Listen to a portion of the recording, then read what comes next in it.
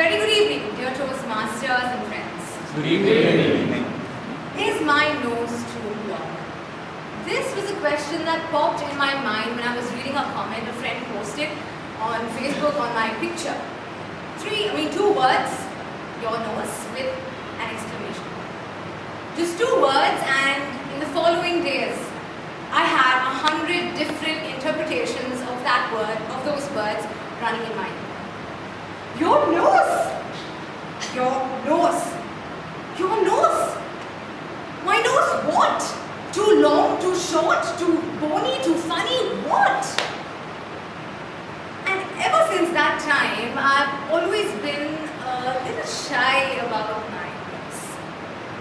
Fast forward 6 years and I'm in college, and I decided to start a research project to determine does our looks really affect our performance. Now I know what you're thinking, some of you are skeptics saying, come on Manisha, looks don't matter. It's your hard work and passion and patience and hard work and everything. I completely agree.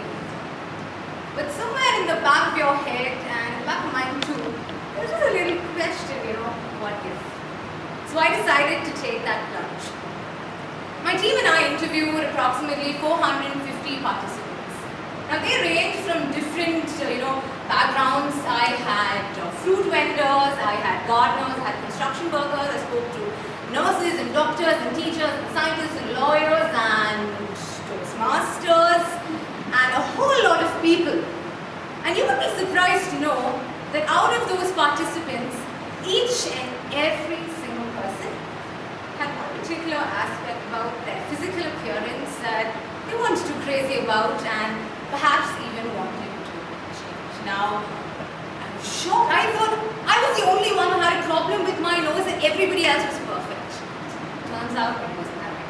So I decided to take a further plunge to look into some statistics because I love numbers, so brace yourselves.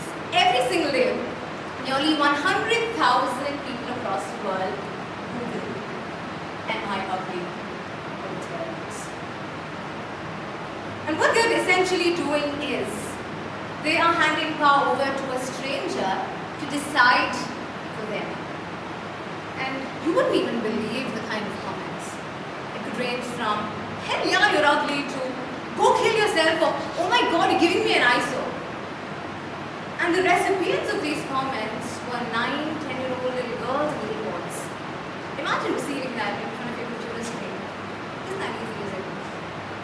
And let me tell you, comments like that can really, really hurt your self-esteem. Now again, I find a little skeptics here and there saying, come on, we don't have, poor self-esteem. We're good at work, we're good at college, and absolutely, congratulations. You have fantastic self-esteem. I do too, and just because I do not particularly happen to look like Jennifer Lopez, I don't hide at home and refuse to come on. I don't do that. I am confident, but I want you to pause for a moment and think, has there ever been a time where you've been staring at that mirror and perhaps wondered, what if I looked different? I'm sure we all have. And I think that the whole concept of the way we look, you shouldn't be ashamed of feeling the way you look. Because ladies and gentlemen, you've been assaulted. And before we have a couple of lawyers bouncing about saying, you've been assaulted, I think we have a case at hand. You have your senses assaulted. Because every single time we go outside, or at home, anywhere you go, we're being chased by billboards and advertisements and television shows and movies, everything telling us what we're supposed to be. A media and celebrity obsessed society. Everywhere you go, you have your size 0 and your 6-pack, and you have your Thinspiration hashtag, or you have your hashtag thigh gap, everything telling you this is what you're supposed to look like, and if you don't look like this, you are plain dirt. Now imagine coming out of that and building a good self-esteem. I don't think it's going to be that easy. And I have spoken to a wide variety of people during my quest to get some information. Models, some of my classmates, successful models, and they will be telling you a whole list of things they would like to change about themselves. And that made me wonder, wait, what is really going on right here? So I think it's important for us to kind of ponder for a second, do we have a role to play in what exactly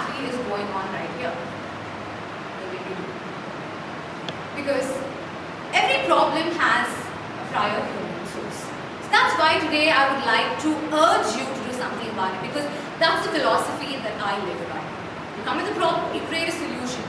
So my possible solutions for you is, I would like to urge you to kind of educate people about body confidence. I'm not saying it may be you.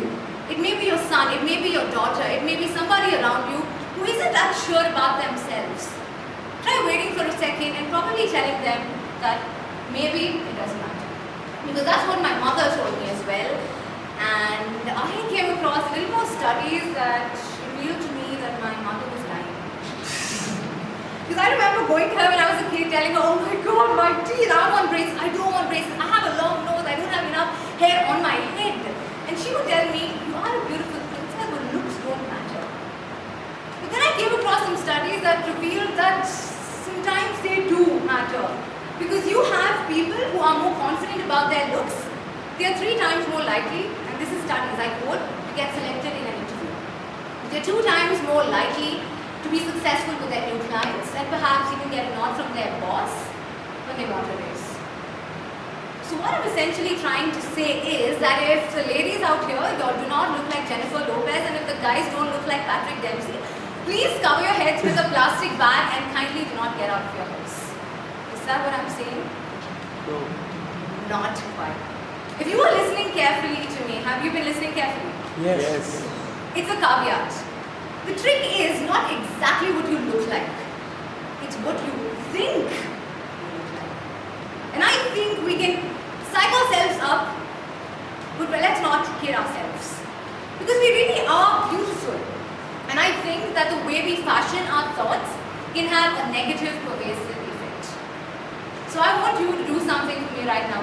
With all due respect, Sergeant at Arms, I want you to take out your phones, all of you. Everybody. Yeah? Everybody? Phones out. I want you to wave it out. Yeah. Almost. Alright. Now I am going to show you a masterpiece. Okay, I want you to take a selfie right now.